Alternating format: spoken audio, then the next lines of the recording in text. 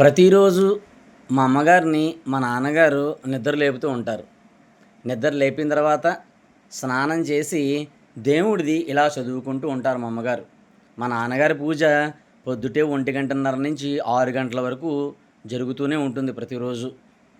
మా అమ్మగారు స్నానం చేసిన తర్వాత ఇలా చదువుకుంటూ ఉంటారు.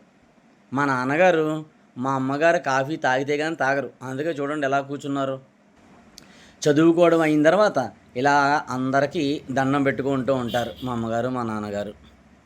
మా నాన్నగారిని కాఫీ తాగమన్నా, "అమ్మ తాగితే గాని నేను తాగను" అంటూ ఉంటారు మా నాన్నగారు. ఇలా పెరమాళ్ళకి ఆరగింపు చేసుకొని, అప్పుడు మా నాన్నగారు చూడండి, మా అమ్మగారు ఆరగింపు పెడుతున్నారు కాబట్టి మా నాన్నగారు కూడా ఆరగింపు పెడుతున్నారు.